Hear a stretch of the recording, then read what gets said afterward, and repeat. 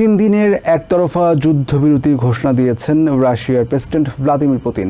রাশিয়ার victory day উপলক্ষে 72 ঘন্টার এই যুদ্ধবিরতি আগামী 8ই মে মধ্যরাত থেকে 10ই মে পর্যন্ত চলবে বলে জানান তিনি। এই যুদ্ধবিরতিতে কিয়েভকেও সম্মত হওয়ার আহ্বান জানায় ক্রেমলিন। তবে ঘোষিত সময়ে যুদ্ধবিরতি ভঙ্গ করলে কঠোর জবাব দেওয়া হবে বলে সতর্ক করেন পুতিন। এদিকে সোমবার হোয়াইট হাউসের প্রেস সেক্রেটারি ক্যারোলাইন লেভিট জানান, স্থায়ী যুদ্ধবিরতি চান প্রেসিডেন্ট ডোনাল্ড ট্রাম্প। আর ইউক্রেনের প্রেসিডেন্ট ভলোদিমির জেলেনস্কি বলেছেন, সাময়িক যুদ্ধবিরতির জন্য 8ই মে পর্যন্ত অপেক্ষা করতে চায় না বিশ্ববাসী। রাশিয়ার পক্ষ থেকে জানানো হয়, যুদ্ধবিরতি চলাকালীন যুদ্ধের সব ধরনের সামরিক অভিযান স্থগিত থাকবে।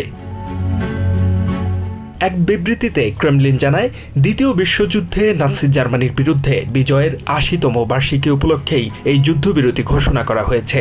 এই যুদ্ধবিরতিতে ইউক্রেনও সম্মত হবে বলে আশা জানিয়েছে ক্রেমলিন।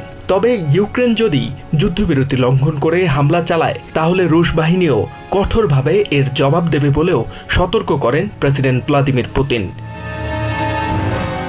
এদিকে হোয়াইট হাউসের প্রেস সেক্রেটারি ক্যারোলাইন লেভিট জানিয়েছেন, মাত্র 3 দিনের যুদ্ধবিরতিতে খুশি নন প্রেসিডেন্ট ডোনাল্ড ট্রাম্প। লেভিট জানান, স্থায়ী যুদ্ধবিরতি চান প্রেসিডেন্ট। অন্যদিকে এক ভিডিও বার্তায় ইউক্রেনের প্রেসিডেন্ট ভলোদিমির জেলেনস্কি বলেন, 3 বছরেরও বেশি সময় ধরে চলা যুদ্ধে পুতিনের ঘোষিত সামরিক যুদ্ধবিরতির জন্য 8 মে পর্যন্ত অপেক্ষা করতে চায় না বিশ্ববাসী। আবারও কারসাজির আরেকটি প্রচেষ্টা চলছে। আমরা মানুষের জীবনের মূল্যায়ন করি, কুচকাওয়াজ নয়।